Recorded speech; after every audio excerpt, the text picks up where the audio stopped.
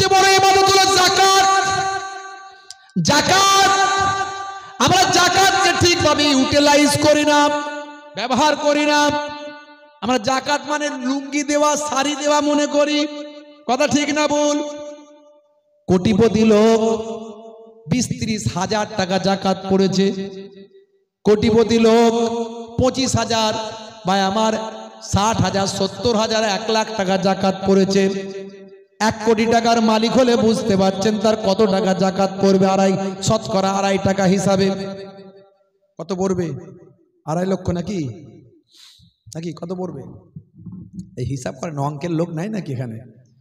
হে তরুণ যুবকেরা, 1 কোটি টাকার মালিক,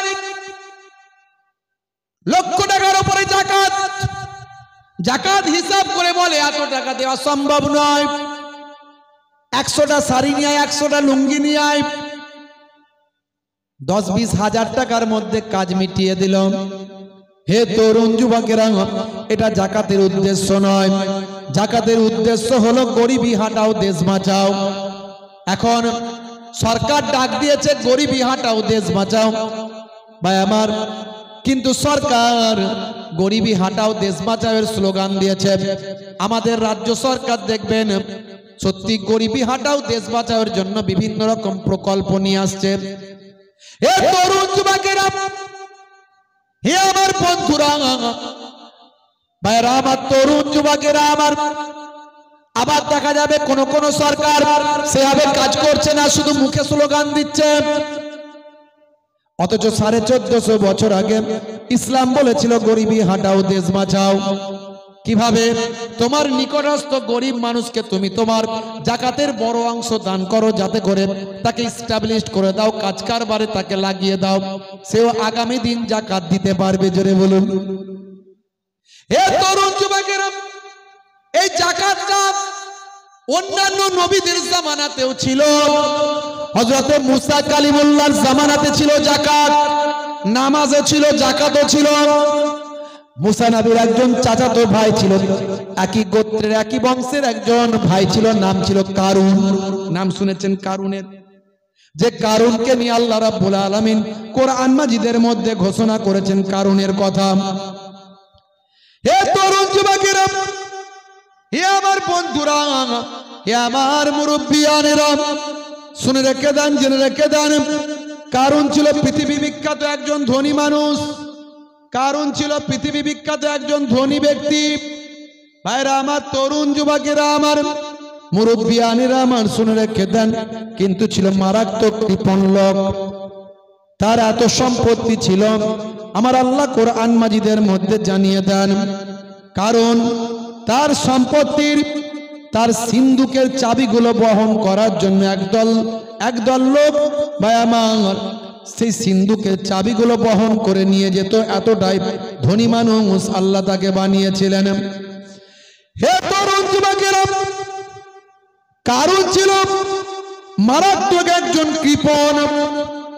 মুসা নবীর সম্পর্কে চাচাতো ভাই, হিরে, পান্না, মতি, জহর যা কিছু আছে, সমুদ্রের তলায় যা পাওয়া যায়, প্রবাল টোবাল থেকে শুরু করে এইরকম সম্পদ তার ছিল।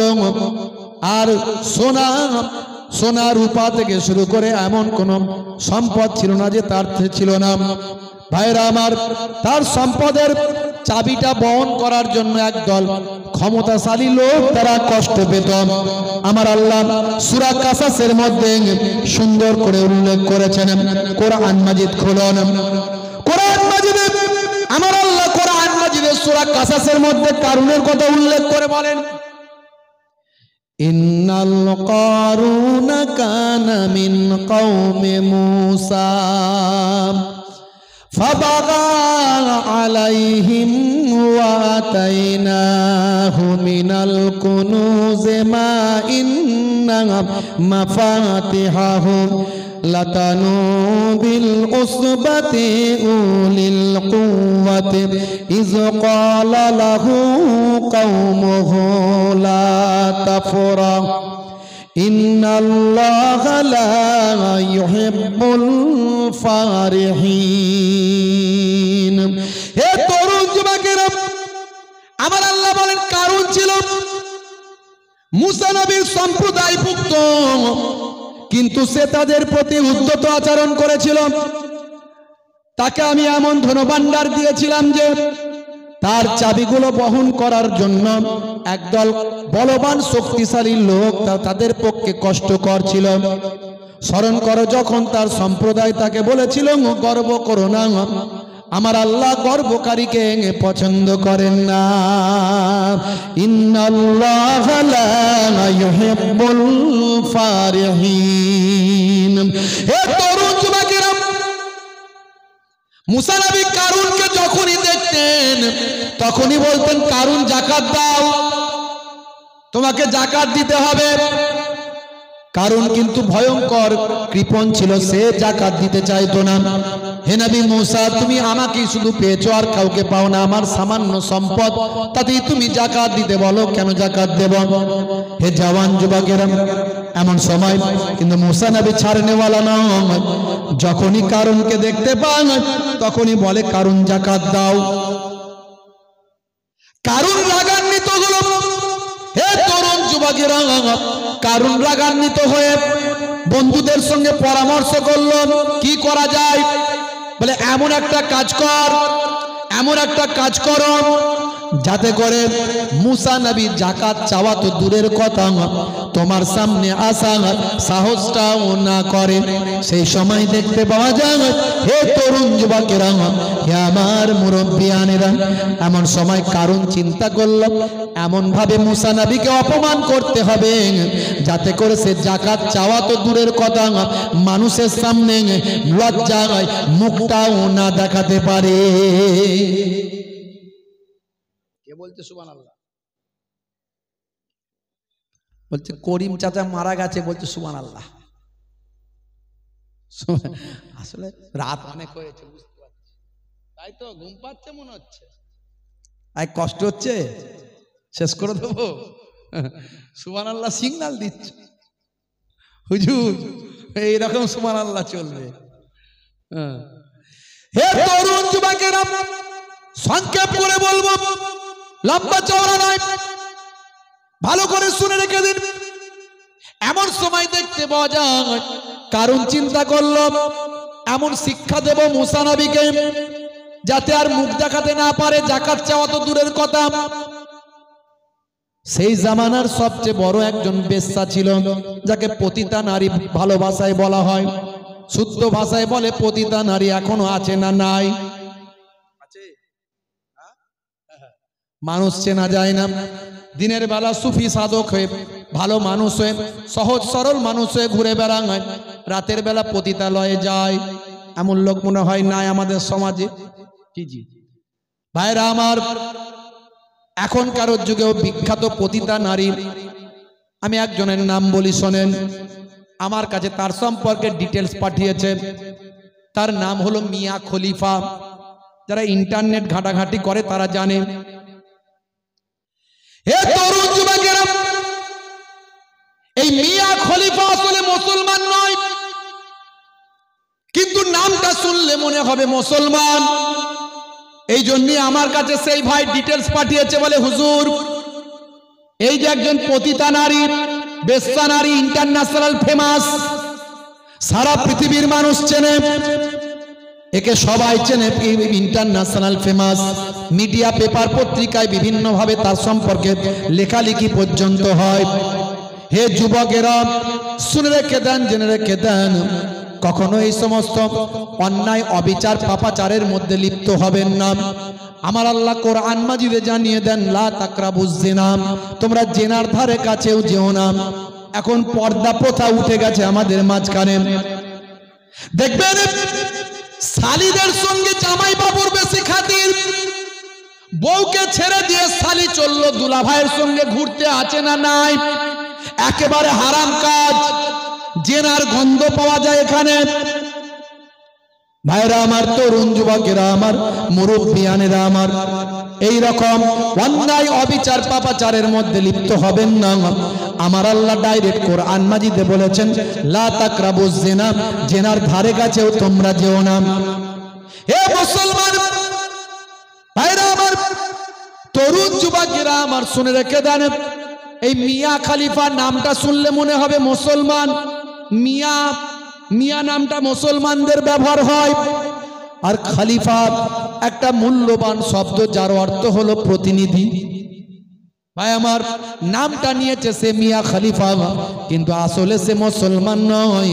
মুসলমানদের বদনাম করার জন্য, ইসলামের বদনাম করার জন্য, আর মুসলিম সমাজকে উদ্বুদ্ধ করার জন্য, মুসলিম ঘরের নারীদের মহিলাদের উদ্বুদ্ধ করার জন্য নামটা নিয়েছে। এর আসল বাড়ি হলো লেবানন।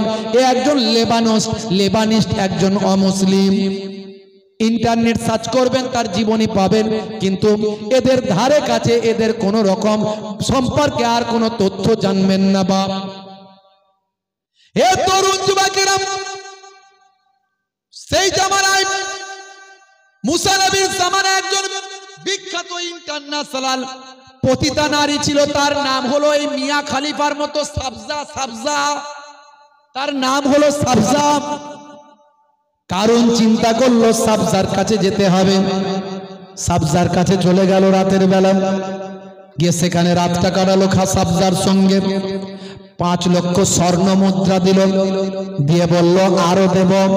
হে সাবজা, একটা কাজ করতে হবে। বলে কি কাজ? পয়সা দিলেই যে কোনো কাজ করার জন্য আমি রেডি।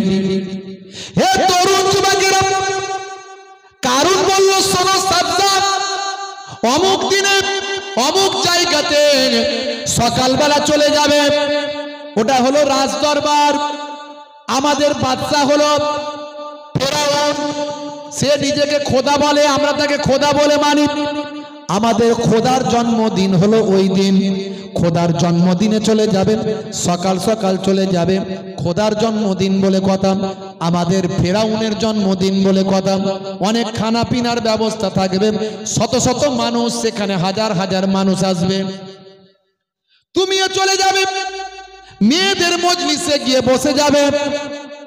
আর যেখানে মানুষ বেশি সেখানে মুসা এসে হাজির হয়ে যায়।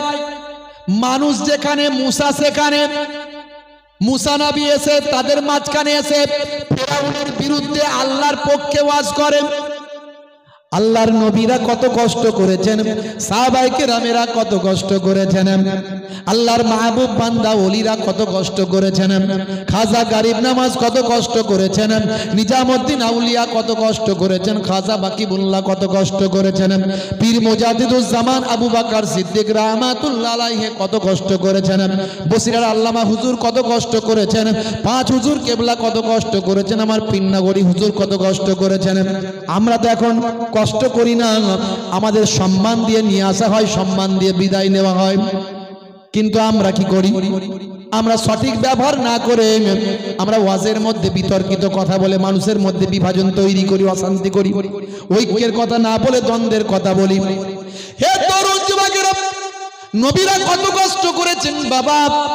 হযরতে মুসা কালিমুল্লাহ ভিড় যেখানে বেশি সেখানে এসে আল্লাহর কথা বলেন। নিশ্চয় সে আল্লাহর কথা বলতে আসবে। যখন আল্লাহর কথা বলবে, নবীর কথা বলবে, তাওরাতের কথা বলবে, সুন্নতের কথা বলবে, সেই সময় তুমি মেয়েদের মজলিস থেকে উঠে দাঁড়াবে, দাঁড়িয়ে বলবে ভাই সকল, আমি হলাম সেই বিখ্যাত সাবজা, যাকে তোমরা অনেকে নামে চেনো, অনেকে কামে চেনো। কারণ তোমার কাস্টমারও তো সেখানে থাকবে।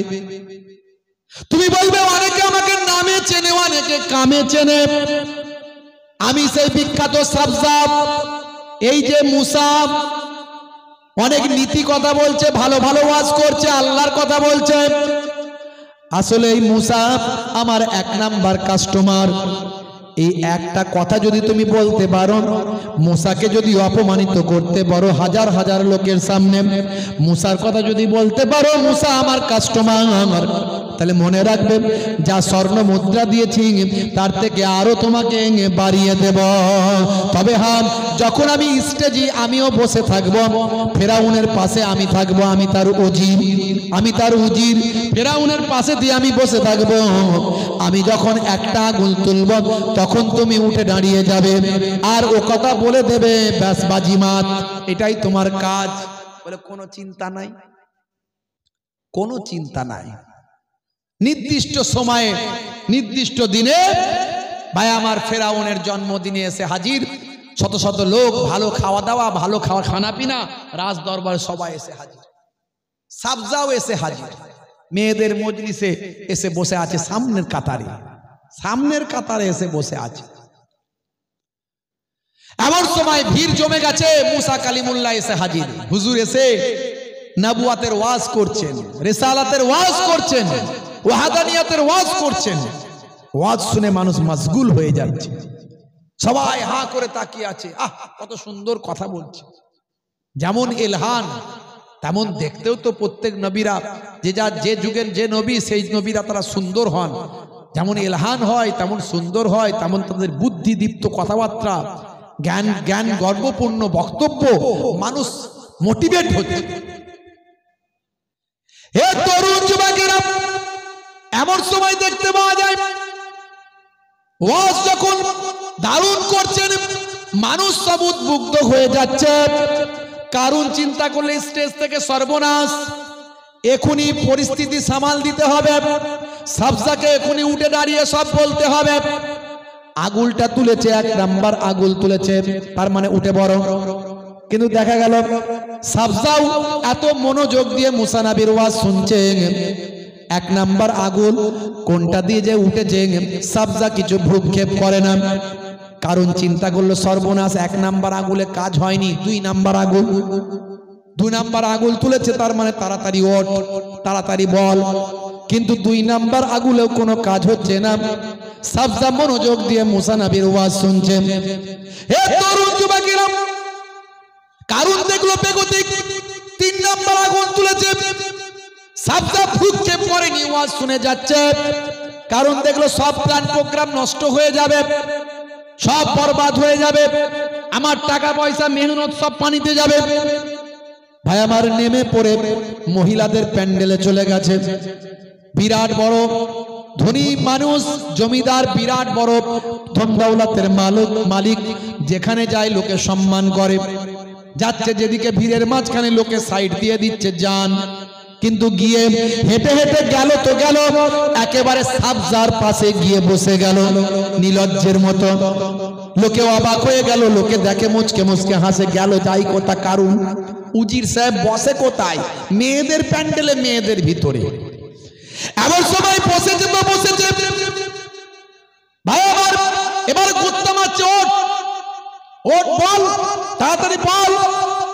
কতক্ষণ আর গুত্তা সহ্য করবে সাবজা? সিজ ফিমেল, গুত্তার কতক্ষণ সহ্য করবে? শেষে উঠল, উঠে দাঁড়িয়ে বলছে, ভাই সকল, এই যে মুসা নবীকে দেখছো, এই যে মুসা নবী ভালো ভালো কথা বলছে, এই যে মুসা নবী নীতি নীতি কথা বলছে, সুন্দর সুন্দর কথা বলছে, আমি মুসা নবীর ভক্ত হয়ে গেছি। আর এই যে আমার পেছনে কারুনকে দেখছো, এই কারুন হলো আমার এক নাম্বার কাস্টমার। বলতে এসেছিল মুসা নবী আমার কাস্টমার, বললো কারুন আমার কাস্টমার। কারুনের মাথায় হাত, কি বললি রে হতভাগী, বললিটা কি? তোর সঙ্গে কি এই কথা?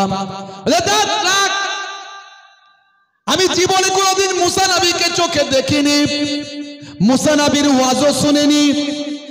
আজ আমি চোখে দেখলাম, ওয়াজ শুনলাম, আমি সাবজা ফিদা হয়ে গেলাম, পাগল হয়ে গেলাম। আমি ওয়াজ শুনে মশগুল হলাম।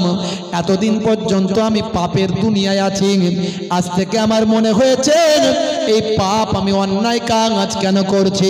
মুসা নবীর কথা শুনে আমার হৃদয়টা বিগলিত হয়েছে। আসলে কি সুন্দর কথা বলছেন, আল্লাহর কথা বলছেন, নবীর কথা বলছেন, আল্লাহর ওয়াহাদানিয়াতের কথা বলছেন। আমি মুগ্ধ হলাম। জীবনে কোনোদিন মুসা নবীকে দেখি না, মুসা নবীর কথা শুনি না, আজকে আমি শুনলাম, মুগ্ধ হলাম। আজকে আমি মুসা নবীর কথা শুনে মুগ্ধ হয়ে এ কথা বলতে চাই। এই যে কারণ, এ আমাকে ডেকে নিয়ে এসেছেন, এ হলো আমার এক নাম্বার কাস্টমার। গতকালকেও আমার সঙ্গে রাত্রে থেকেছে, আমাকে 5 লক্ষ স্বর্ণ মুদ্রা দিয়েছে।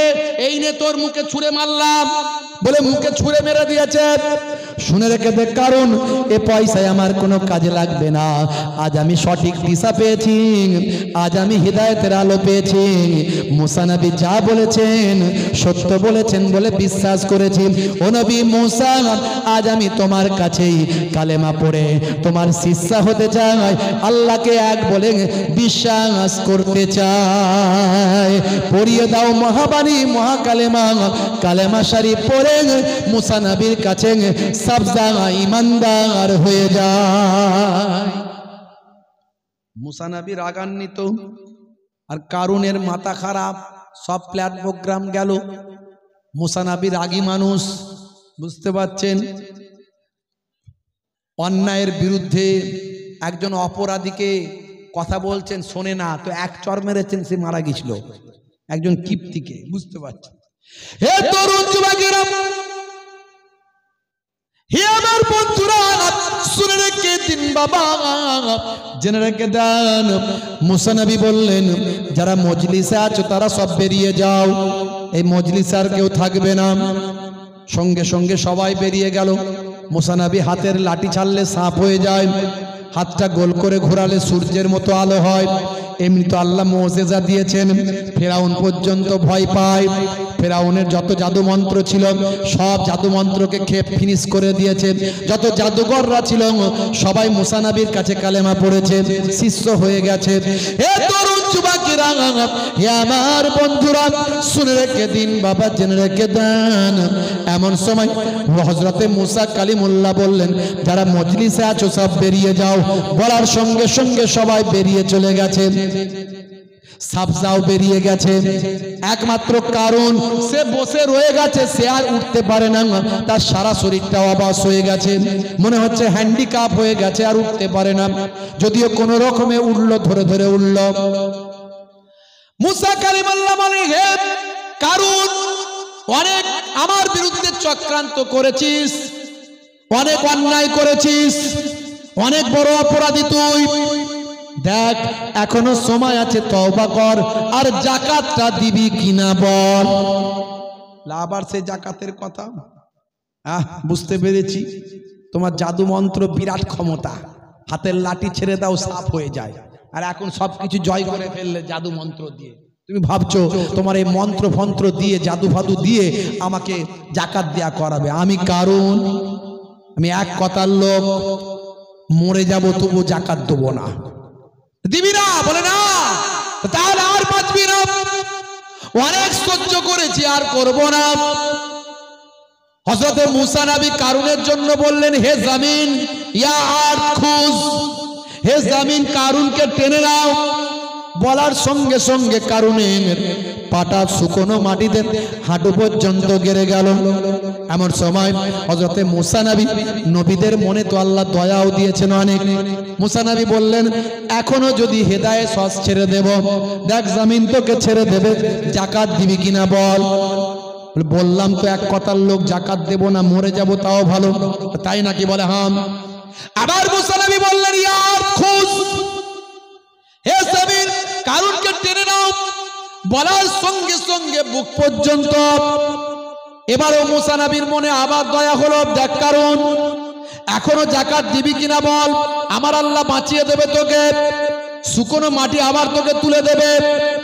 কারুন বলল, মরে যাব তবু যাকাত দেব না। ভাই আমার এত বদমাইশ, এত জালেম। হযরতে মুসা কালিমুল্লাহ বললেন, আর উপায় নাই, এই রকম জালেম, এই রকম শয়তান পৃথিবীর জমিনে বেঁচে থাকার থেকে না থাকা ভালো। হযরতে মুসা কালিমুল্লাহ বললেন, ইয়া আরদ খুজ। বলার সঙ্গে সঙ্গে জমিনে কারুন দেবে গেল। শুধু কারুন নয়, কারুনের যত সম্পত্তি ছিল, প্রাসাদ ছিল, সম্পদ ছিল, ধন দৌলত ছিল, সবটাই শুকনো জমিনের ভিতর দেবে গেল, মাটির তলায় তলিয়ে গেল। এ কথা আমার আল্লাহ কোরআন মাজিদে সুন্দর করে সূরা কাসাসে উল্লেখ করে দিয়েছেন। সূরার নাম হলো সূরা কাসাস, আয়াত নাম্বার হলো 81। এই 81 নাম্বার আয়াতে আমার আল্লাহ বলছেন, ফাখাসাফনা বিহি ওয়া বিদারিহিল আরদা ফামা কানা লাহু মিন ফিয়াতিন ইয়ানসুরুনাহু মিন দুনিল্লাহি ওয়া মা কানা মিনাল মুনতাসিরিন। এ তরুণ যুবকেরা, আমার আল্লাহ জানিয়ে দিলেন, অতঃপর আমি ভূগর্ভে পতিত করলাম কারুনকেও তার প্রাসাদকে। আল্লাহ ব্যতীত তাকে সাহায্য করার কোনো দল ছিল না, আর সে নিজেকেও সাহায্য করতে পারল না। হে তরুণ যুবকেরা, আজও আপনি মিশরে চলে যাবেন। মিশরের কায়রো থেকে 80 কিলোমিটার দূর একটা হ্রদ আছে, যেখানে মানুষ ট্যুর করতে যায়, দেখতে যায়। সেই হ্রদটার নাম হলো কারুন হ্রদ। সেই কারুন হ্রদে যে আপনি যাবেন, সেখানে আজও অস্তিত্ব নিদর্শনখানা খুঁজে পাবেন। হে তরুণ যুবকেরা, হে আমার মুরব্বিয়ানেরা, বলার উদ্দেশ্য, আমার আল্লাহ পৃথিবীর জমিনে মানুষকে ইবাদতের জন্য পাঠিয়েছেন। বান্দা যখন ইবাদত থেকে ভুলে যায়, আমার আল্লাহ তাদের উপর গজব নাযিল করে দেয়। তবে একসঙ্গে আল্লাহ আমার নবীর উম্মতদের একসঙ্গে ধরবে না, চাটে অল্প অল্প করে ধরবে। এক জায়গায় দেখবেন বন্যা হচ্ছে, অন্য জায়গায় হয়নি। এক জায়গায় ভূমিকম্প হচ্ছে, অন্য জায়গায় হয়নি। এক জায়গায় সুনামি হচ্ছে, অন্য জায়গায় হয়নি। এক জায়গায় আসমান থেকে গজব হচ্ছে, অন্য জায়গায় হয়নি। কারণ এটা আমার নবীর দোয়া, বুঝতে পারছেন? না হলে সব একসঙ্গে ধ্বংস আল্লাহ করে দিতে পারতেন। তাই আখেরি জামানায় কায়ামতের আলামতগুলো আস্তে আস্তে ফুটে উঠছে। যে কোনো সময় মালহামা আসতে পারে, যে কোনো সময় পৃথিবীর একটা বড় অংশের মানুষ ধ্বংস হয়ে যেতে পারে। এই অল্প দিনের মধ্যে প্রায় 70-80 হাজার মানুষ মারা গেছে অল্প দিনের মধ্যে। শুধু মধ্যপ্রাচ্যে 50,000 মানুষ শহীদ হয়েছে।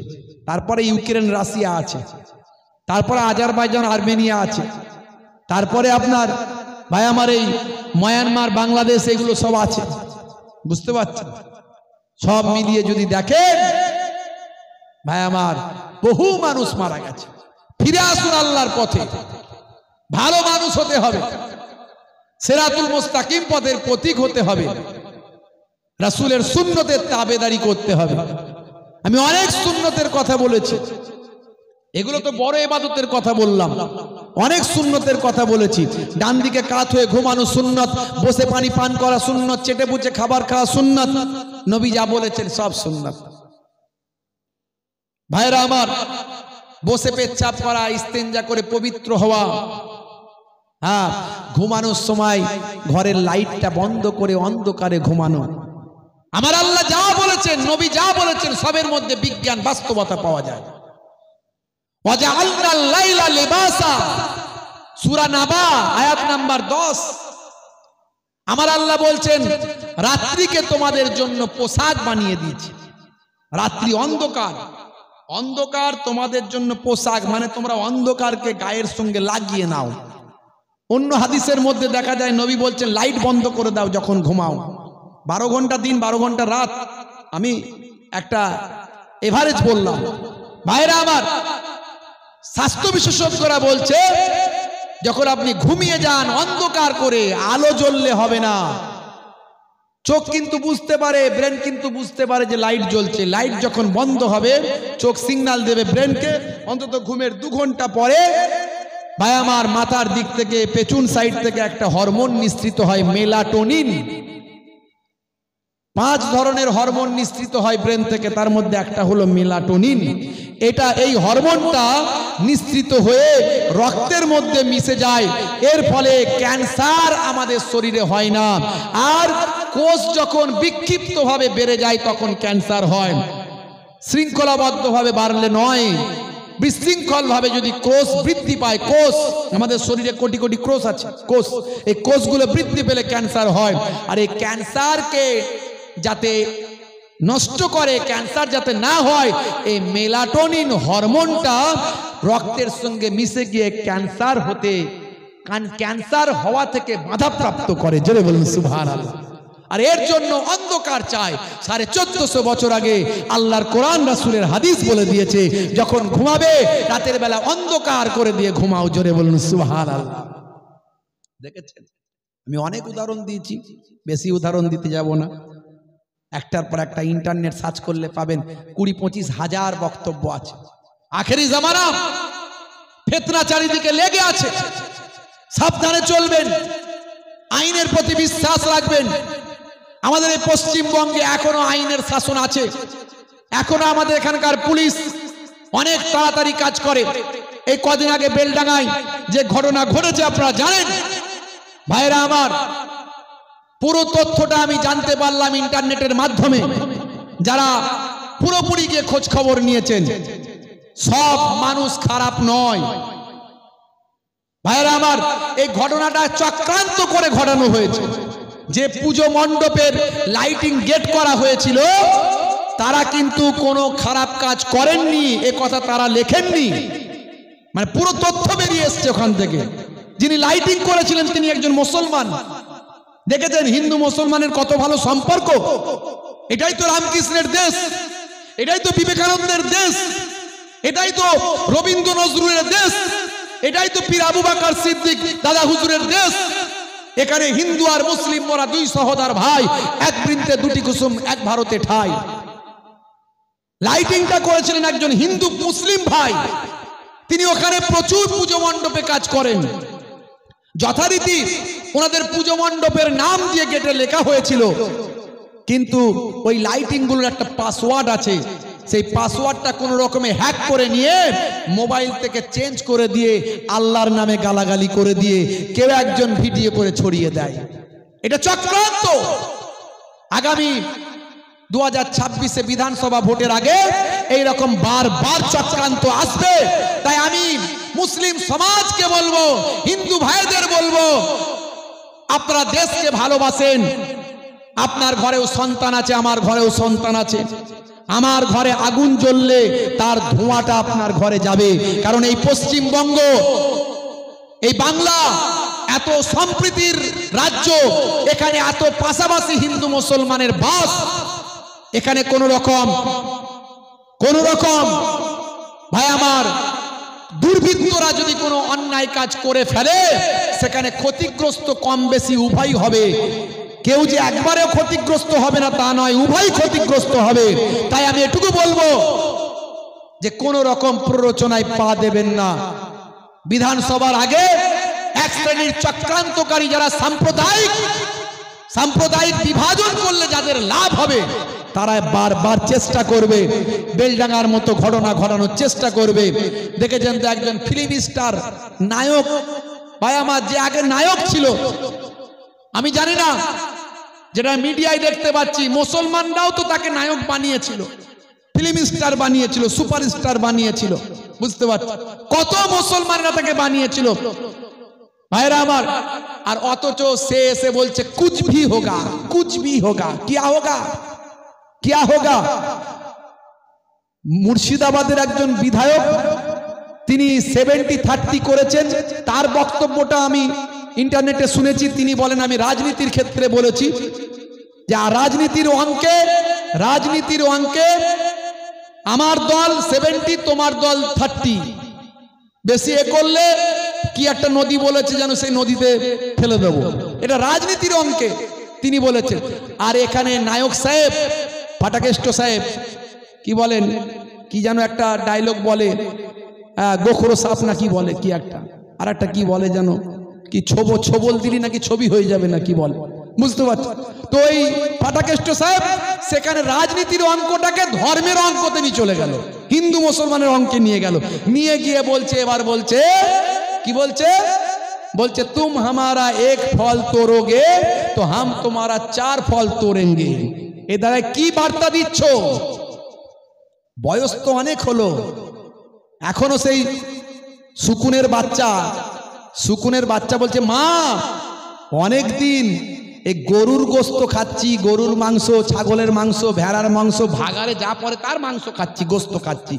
মানুষের গোস্ত, মানুষের মাংস খেতে চায়। বুঝতে পারছেন? সুকুলের বাচ্চা বলছে। তার মা বলছে, হেই পাগল, মানুষের মাংস পাওয়া যায় নাকি? মানুষ হয় মারা গেলে তাকে শ্মশানে দেয়, আর না হলে কবরে দেয়। ও মানুষের গোস্ত পাবি না, ওসব আশা করিস না, যেটা পাবি না সেটা হবে না। বাপ সুকুনটা বলছে, চিন্তা করো না। বলছে কি করবে? বলে এমন ব্যবস্থা করব, আমার ছেলের স্বপ্ন পূরণ করব। ছেলের জন্য, দেখেছেন, সব ছেলের জন্য। হ্যাঁ, আমার ছেলে বাঁচবে, আমি বাঁচবো। হ্যাঁ, হ্যাঁ, ছেলের জন্য। ভাইরা আমার দেখবেন এই যে ফাটাকেষ্ট সাহেবের ছেলেও নাকি কি সব ঝামেলায় টামেলায় জড়িয়েছিল, মানে এখনো আছেন নাকি জানি না। তো এইসব ব্যাপার, অনেক কিছু ব্যাপার আছে ভাই এসব ভিতরে। সাধারণ মানুষ আমার আপনার ঘরের মাথায় ঢুকবে না। আমার আপনার নিজের ঘরের ছেলেরা মারপিট করবে, ওদের ছেলেরা বিদেশে গিয়ে পড়াশোনা করবে, ওরা বড় বড় হায়ার জায়গায় পৌঁছাবে। ভাইরা আমার, তো বাপ সুকুনটা বলছে চিন্তা করো না, আমি বুদ্ধি এঁটেছি। কি বুদ্ধি? হ্যাঁ, বলছে একটুখানি শূকরের গোস্ত নিয়ে গিয়ে এই মসজিদে ফেলে দেবো, আর একটুখানি গরুর গোস্ত নিয়ে গিয়ে মন্দিরে ফেলে দেবো। তাই করে দিল। দেওয়ার পরই সকালবেলা ব্যাস শুরু হয়ে গেল। বাপ সুকুন গাছে বসে বসে হাসছে, দেখেছি শুরু হয়েছে, আমার ছেলে এবার মানুষের গোস্ত খাবে। তো এই চাইছে কিছু মানুষ। আমাদের মাথায় রাখতে হবে, হিন্দু সম্প্রদায়ের ভাইদের সঙ্গে আমাদের কত ভালো সম্পর্ক। হিন্দু আর মুসলিম উভয় আমরা একসঙ্গে ছোট থেকে মানুষ হয়েছি, কিন্তু কিছু মানুষ নিজেদের চেয়ারের জন্য এগুলো করছে, সেগুলো থেকে আমাদের সাবধান হতে হবে। সবাই খারাপ নয়, সব হিন্দু খারাপ নয়, সব মুসলমান খারাপ নয়। ভালো মানুষগুলোর সঙ্গে মিশতে হবে, ভালো মানুষদেরকে নিয়ে চলতে হবে, আরো বেশি বেশি আমাদের ভালো ব্যবহার দেখাতে হবে। বলুন ইনশাআল্লাহ, পারবো তো নাকি? বলেন ইনশাআল্লাহ। এই আদর্শ নবিয়ানা আখলাক মানুষের কাছে ছড়িয়ে দেবো, বলুন ইনশাআল্লাহ। ভাইরা আমার, 5 ওয়াক্ত নামাজ ছাড়বেন না, যাকাতটা সহিভাবে দেওয়ার চেষ্টা করুন, আর তার সঙ্গে সঙ্গে নবীর সুন্নতগুলোকে মেনে চলুন। সন্ধ্যা থেকে যে ওয়াজ হয়েছিল তার জিস্ট, তার মূলটা আমি আলোচনা করে দিলাম। আল্লাহ রাব্বুল আলামিন আমাদের কবুল ও মঞ্জুর করেন, বলুন আল্লাহুম্মা আমিন, বলুন আল্লাহুম্মা আমিন। ভাইরা আমার, পৃথিবীর সবচেয়ে ভালো জায়গা হলো বাইতুল্লাহ, আল্লাহর ঘর। বাইতুল্লাহ আল্লাহর ঘর, এই টাউন মসজিদ অত্যন্ত ভাই আমার গুরুত্বপূর্ণ একটা বড় মসজিদ, আল্লাহর ঘর। আহা, দুনিয়ার মধ্যে শ্রেষ্ঠ জায়গা হলো মসজিদ। সেই মসজিদের টাইলস লাগবে ওপরে, বুঝতে পারছেন? যে ফি সাবিলিল্লাহ মসজিদে দান করলো, কবরে পড়ে পড়ে কিয়ামত পর্যন্ত সওয়াব পাবে। জোরে বলুন সুবহানাল্লাহ। জোরে হবে না সুবহানাল্লাহ? আর জোরে হবে না? ভাইরা আমার, এই সামান্য করে আমি পয়সা চাইবো, সামান্য করে বলবো টাইলসের জন্য আপনার টাইলসটা লাগানো থাকবে, আপনার টাইলসটা লাগানো থাকবে। নামাজিরা সারা জীবন নামাজ পড়বে, আপনি কবরে চলে যাবেন, আর আমি আজকে ওয়াজ করে যাচ্ছি, আমিও চলে যাব, কিন্তু মসজিদ ইনশাআল্লাহ থাকবে। মসজিদে নামাজিরা গিয়ে নামাজ পড়বে, আপনার আমার আফটার জেনারেশন ওই টাইলসে নামাজ পড়বে, আমি আপনি কবরে পড়ে পড়ে কিয়ামত পর্যন্ত সওয়াব পাবো। জোরে বলুন সুবহানাল্লাহ। জোরে হবে না সুবহানাল্লাহ?